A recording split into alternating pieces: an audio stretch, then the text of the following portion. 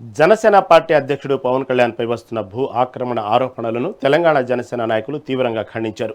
కూకట్పల్లిలోని party రాష్ట్ర కార్యాలయంలో నిర్వహించిన మీడియా సమావేశంలో వారు మాట్లాడారు.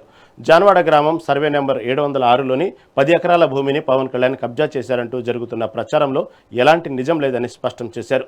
రాజకీయంగా ఆయన ప్రతిష్టను దెబ్బతీసేందుకే కొందరు కావాలని అసత్య ఆరోపణలు చేస్తున్నారని మండిపడ్డారు. ఈ భూమికి సంబంధించిన యాజమాన్య హక్కులు, రికార్డులు స్పష్టంగా ఉన్నాయని పేర్కొన్న జనసేన నేతలు ఆధారాలు లేకుండా తప్పుడు ప్రచారం చేసే వారిపై చట్టపరమైన చర్యలు తీసుకుంటామని హెచ్చరించారు.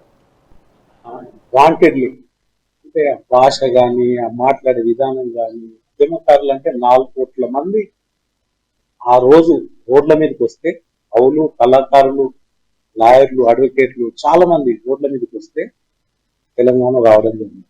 అందులో అందరి పాత్ర ఉంది. అంతేగాని కొందరే దీన్ని మేము సాధించినామని చెప్పుకోవడం చాలా బాగా. ఎందుకంటే చాలా మంది నిజమైన ఉద్యమకారులు కేసులు వేసుకోవడం జరిగింది, జైల్లో పోవడం జరిగింది. వాళ్ళు ఈ రోజుకి ఏమి లేదు, పాపం వాళ్ళు తిరుగుతూ ఉంటారు అటు ఇటు. అంటే వాళ్ళ జీవితం అర్పించేసారు తెలంగాణ గురించి. కానీ అప్పటి ప్రభుత్వాలను మీరు నిలదీయండి, పవన్ కళ్యాణ్ గారికి సంబంధం లేదు.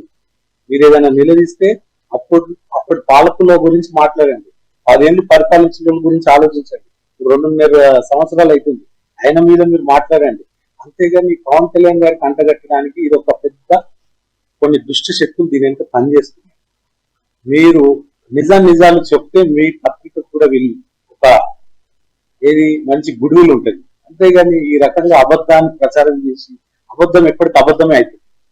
దయచేసి అటువంటి చర్యలకు పాల్గొనొద్దని నేను కొన్ని యూట్యూబ్ ఛానల్స్ వరకు తెలియదు. పదే పవన్ కళ్యాణ్ గారిని చెప్తే ఏం జరగదు. పవన్ కళ్యాణ్ గారు అనే వ్యక్తి ఒక ఆణిముత్యం. ఆయన ఏది ఉన్నా కానీ నిజాయితీగా నిలబడే వ్యక్తి. జన్వాడ శంకర్పల్లి మండలంలో జన్వాడ విలేజ్ ఏదైతే ఉందో అందులో సర్వే నంబర్ 706 దాని గురించి ప్రస్తావించి అది కబ్జా చేసిందని చెప్పేసి ఒక లేనిపోని నిందలు, ఒక అసత్య ప్రచారం అనేది కొన్ని యూట్యూబ్ ఛానల్స్ ప్రస్తావిస్తున్నాయి. ముఖ్యంగా FTL ల్యాండ్ అనేది ఎప్పుడైతే ఉమ్మడి రాష్ట్రం ఉన్నప్పుడు ఆంధ్రప్రదేశ్ గవర్నమెంట్ యావత్ ఆంధ్రప్రదేశ్ లో ఉన్నటువంటి లేక్స్ ఐడెంటిఫై చేయాలని చెప్పి 2012-2013లో ఆర్వి కన్సల్టెంట్ అనేది ఒక ప్రైవేట్ సంస్థకు ఇవన్నీ నోటిఫై చేయాలి, సర్వే చేయాలని చెప్పేసి అప్పుడున్నటువంటి కాంగ్రెస్ ప్రభుత్వం అనేది ప్రైమరీ నోటిఫికేషన్ కింద దాన్ని మార్క్ చేసి అది HMDAలో అప్లోడ్ చేయడం. కానీ పవన్ కళ్యాణ్ గారు కొన్నది ఎప్పుడు? ఇది 2014లో కొన్నారు. కానీ ఇది ఎప్పుడైంది? 2017లో అయింది. అయినాక వివిధ కారణాల వల్ల 2014లో కొన్న మొటేషన్ అనేది తను MRO ఆఫీస్ నార్మల్ వ్యక్తులు తిరిగిపోయి అక్కడ చేసుకోలేదు. అప్పట్లో ఉన్న మీకు అందరికి తెలుసు, అదొక ఏమంటాం ప్రొసీజర్.